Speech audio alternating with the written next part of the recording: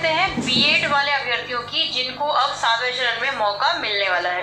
तो ये कौन से बीएड वाले अभ्यर्थी हैं? देखिए, अखबारों में प्रकाशित हुआ है कि बीएड द्वितीय वर्ष की परीक्षा 29 से यानी 29 अगस्त से है और 7वें चरण में इनको मौका मिलने वाला है।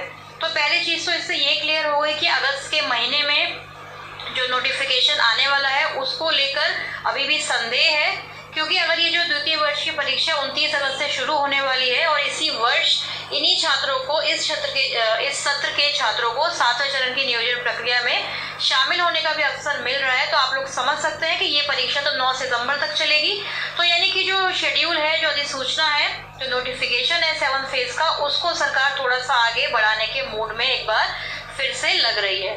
और नियमावली की जहां तक बात करें, वो भी अभी तक सरकार ने क्लियर नहीं किया है। हालांकि कल बैठक भी हुई थी, आप लोग देख सकते हैं। स्कूली शिक्षा की गुणवत्ता को सुधारने के लिए एक रोड मैप बनाया जाएगा। ये जो कल मीटिंग हुई है, बैठक हुई है शिक्षा विभाग की, उसमें ये सारे निर्णय लिए गए हैं। लिखा है कि शिक्षकों के पढ़ाने के तरीके की भी होगी मॉनिटरिंग।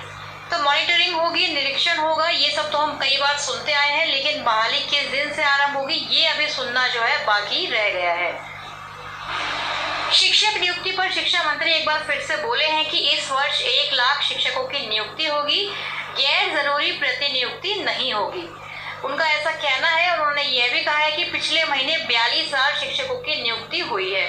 तो देखिए, शिक्षा मंत्री जहां भी जाते हैं ये चीजें जो है जरूर मेंशन करते हैं कि उन्होंने जो प्रारंभिक बहाली की है 1 to 8 के शिक्षकों की 6ठे चरण के तहत, तो उसको वे जरूर शामिल करते हैं। और गैर शिक्षण संस्थानों में जो प्रतिनियुक्ति है उसकी वजह से स्कूलों में शिक्षकों की कमी है, ऐसा उन्होंने कल कहा है।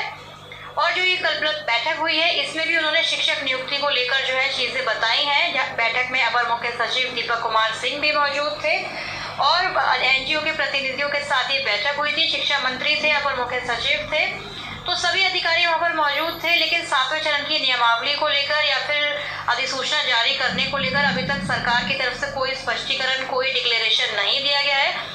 और कल यानी कि 1 अगस्त से आप लोग जानते हैं कि अगला महीना शुरू हो रहा है, तो इसको लेकर अभ्यर्थी लगातार जो है ये प्रयास कर रहे थे कि भाई 30 जुलाई के बाद तो जरूर ही सरकार एक्टिव होगी, अधिसूचना 1-2 दिन में जारी हो जाएगी, क्योंकि 30 जुलाई यानी कल नियुक्ति पत्र भी मिला है किन अभ्यर्थियों को। देखिए, इस खबर में लिखा है चयनित अभ्यर्थियों को दिया गया नियुक्ति पत्र। तो शनिवार को यानी कल के दिन 6ठे चरण के तहत जो ये माध्यमिक और उच्च माध्यमिक के अभ्यर्थी थे, इनको नियुक्ति पत्र दिया गया है। 7वें चरण के शिक्षक नियोजन की मांग अब इसलिए जोर शोर से चल रही है क्योंकि कल इन सैकड़ों अभ्यर्थियों को नियुक्ति पत्र मिल चुका है। तो देखिए, सैकड़ों वर्ड यहाँ पर लिखा गया है। और पटना की ही अगर बात करें तो 19 केवल चयनित अभ्यर्थी जो है सेकेंडरी और +2 शिक्षक बन पाए हैं। तो ये जो खबर है सभी अखबारों ने बड़े अच्छे तरीके से प्रकाशित की है कि भाई सैकड़ों अभ्यर्थियों का चयन हुआ है। और ये नहीं लिखा कि कितने वर्षों से ये अभ्यर्थी इंतजार कर रहे थे, कितनी बार शेड्यूल को रिवाइज किया गया और एक बार फिर से जहां पर काउंसलिंग नहीं हुई है उन अभ्यर्थियों के लिए भी एक और शेड्यूल आप लोग जानते हैं कि सितंबर तक जारी कर दिया गया है। तो कल यहाँ पर कुछ अभ्यर्थियों को नियुक्ति पत्र मिला है, उन्हें हमारी तरफ से बधाइयाँ। पटना जिले की 3 नियोजन इकाइयों के लिए 29 चयनित अभ्यर्थियों को नियुक्ति पत्र कल दिए गए। शिक्षकों की नियुक्ति को लेकर जिलों की रिपोर्ट के आकलन के बाद ही शिक्षा विभाग यह बताने की स्थिति में होगा कि कुल कितने चयनित अभ्यर्थियों को नियुक्ति पत्र दिया गया है।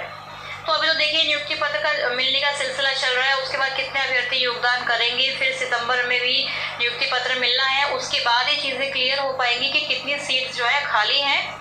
लेकिन जो प्रारंभिक विद्यालय है उनकी नियुक्ति, उनकी अधिसूचना को लेकर तो सरकार के पास कोई बहाना नहीं है। फिर भी सरकार प्रारंभिक की भी अधिसूचना जारी नहीं कर रही है। ना ही आप लोगों को ये भी पता है कि नगर जो निकाय, जो नई नवगठित नियोजन इकाइयां हैं, वहां पर भी सरकार ने शेड्यूल जारी किया है 6ठे चरण के तहत, तो उसको भी पूरा करते करते सितंबर का महीना सरकार लेने वाली है।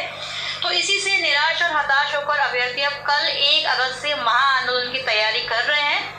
नियोजन के लिए एक से एक आंदोलन करेंगे अभ्यर्थी। प्रारंभिक विद्यालयों में शिक्षकों के खाली पदों को भरने के लिए 7वें चरण के शिक्षक नियोजन की मांग को लेकर अभ्यर्थी 1 अगस्त से यानी कल से आंदोलन स्टार्ट करने वाले हैं। तो जो शिक्षक संघ है उन्होंने बताया है कि शिक्षा विभाग ने 7वें चरण की विज्ञप्ति जुलाई के अंतिम सप्ताह में जारी करने की बात कही थी, लेकिन अब तक विज्ञप्ति जारी नहीं हो पाई है। तो इसको लेकर अभ्यर्थी जो है अलग अलग जिलों में हजारों अभ्यर्थी अलग अलग जिलों से आएंगे पटना के गर्दनी बाग में और इसी को धरना स्थल चयनित करके अनिश्चितकालीन आंदोलन का आगाज करने वाले हैं। तो क्योंकि आंदोलन के बिना तो कुछ भी नहीं होने वाला, ये आप लोग जानते हैं। सरकार की नींद जो है नहीं खुलने वाली है, इसी तरह डिले होता रहेगा। पिछले साल से ही जनवरी फरवरी में अधिसूचना आने वाली थी और आधा साल बीत चुका है। सरकार फिर से नए नए बहाने तलाश रही है, कभी बीटेट को लेकर, कभी एसटीईटी को लेकर भी जो है कुछ अभ्यर्थी जाकर आवेदन वगैरह देते रहते हैं। तो सरकार इन्हीं बहानों की तलाश में रहती है। तो कहीं ऐसा ना हो कि फिर बिहार टीईटी और एसटीईटी 2022 के चक्कर में एक बार फिर से सरकार कोई और नया बहाना बना दे। तो इसलिए अभ्यर्थियों को पहले से ही जरूरत है एकजुट होकर आंदोलन करने की। और जहाँ तक प्रारंभिक अभ्यर्थियों का सवाल है, तो 1 अगस्त से आंदोलन का ऐलान उन्होंने कर ही दिया है। इनके साथ एसटीईटी अभ्यर्थियों को भी शामिल होना चाहिए, ताकि ज्यादा से ज्यादा जब अभ्यर्थियों की संख्या होगी तभी सरकार पर जो है प्रेशर होगा, दबाव होगा और वह अधिसूचना को जारी करने के बारे में सोचेंगे।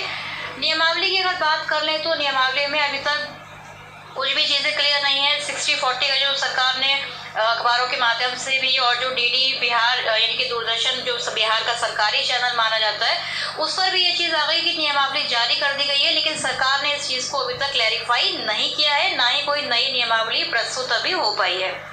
तो इसलिए एसटीईटी अभ्यर्थियों को भी चाहिए कि माध्यमिक और उच्च माध्यमिक की बहाली के लिए उनको भी प्रारंभिक अभ्यर्थियों का साथ देते हुए, चाहे वे मेरिट में है, नॉट मेरिट में है, डजंट मैटर, लेकिन उनको भी आंदोलन में पहुंचना चाहिए। बड़ी संख्या में जब अभ्यर्थी पहुंचेंगे पटना के करदनी बाग में, तो तभी सरकार की नींद खुल सकती है, तभी ये नोटिफिकेशन जो है जारी हो सकता है। क्योंकि पहले माध्यमिक उच्च माध्यमिक की अधिसूचना आएगी तो बेटर है, क्योंकि जो एसटीईटी और सीटीईटी दोनों में क्वालिफाई है वह फिर माध्यमिक में ही ज्वाइन करेंगे, उनको नियुक्ति जो है माध्यमिक में ही मिलेगी। तो प्रारंभिक के लिए सीटें ज्यादा से ज्यादा खाली रह पाएंगी।